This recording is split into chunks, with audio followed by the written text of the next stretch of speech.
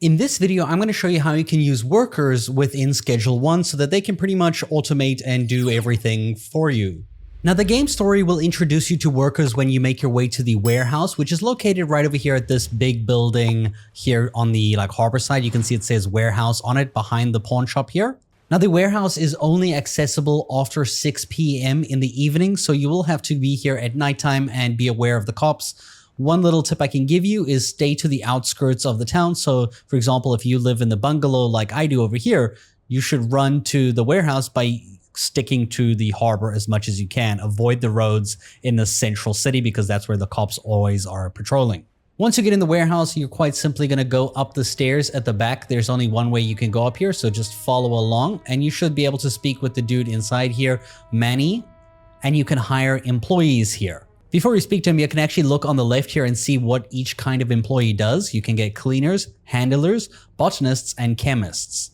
Now, each of these have their benefits. I highly recommend the botanists myself because they pretty much manage all the plants and the soil and all that stuff. I feel like that's the most tedious thing to do currently. And you should know that you have to pay them $200 a day so that they can actually work. So speaking to Manny, you will be able to hire yourself an employee. You'll then get to pick where you want them to go work. I want this one to go work at the bungalow where I'm set up. This usually has a signing fee and then their employee daily wage is $300. And then quite simply, you make your way back to your house. The first thing you need for an employee to start working is you need to have a bed on the site for them so that they can sleep on. Each employee gets assigned their own bed and you should also have your own that you can sleep in to, skip to the next day. Now, the very first time you hire a worker, you will get the clipboard, which is the number 9 at the bottom of your screen here, which allows you to interact with your workers who will be stationed outside of the residence that they're going to be working on. You can see they're standing here waiting for me to assign them to work. So this botanist over here, if I look at him with the clipboard in hand and I press manage,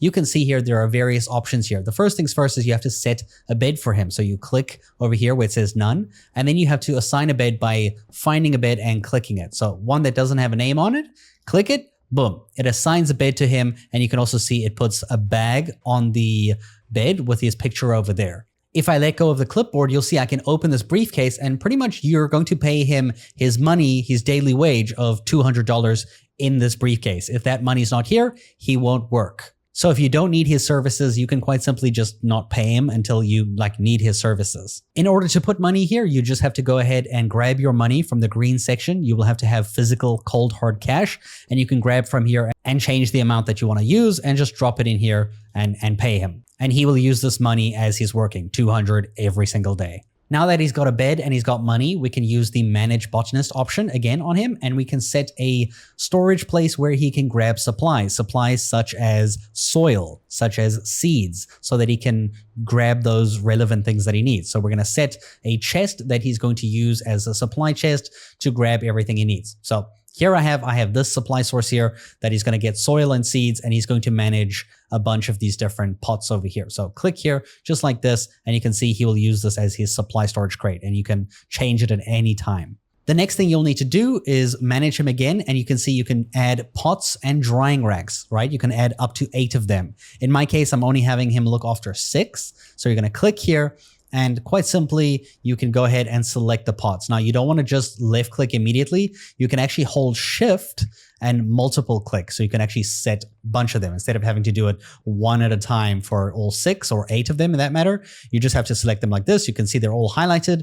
And when you're ready, you can either hit escape or enter to select that those are the ones that he's going to look out for, just like so. And now he is essentially done. The final thing you'll need to decide is managing the pots, which you can actually hold shift and select those 6 again, all of the ones that you need, just like so. So if you hold this button, you can actually see the picture of which employee is working on them.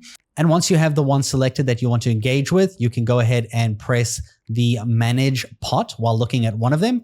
This will actually allow you to change the settings for all 6, where you can actually choose what seed is used if you want a specific seed used, or if it should just be any. I just kept any.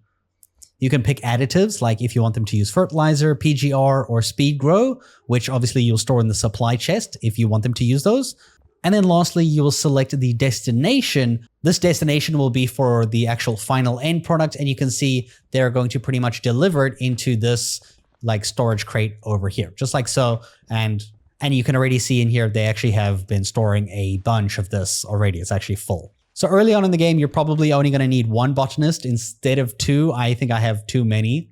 And that's pretty much how the whole clipboard feature works. You can do the same thing with another employee. So like the chemist, you can manage them. You'll assign a bed and you'll assign the 3 stations they need to work from. And remember, you will still use the clipboard to interact with the stations as well, like the chemistry station. You can actually select what recipe they need to make, as well as the destination output should go. So like you should pick a recipe, pick where it goes, ideally probably to the lab oven. And then from the lab oven, it goes to, I guess, like, the packing station where a handler can go ahead and package it and take it to storage so that you can go ahead and take it to your dealers and, sell it.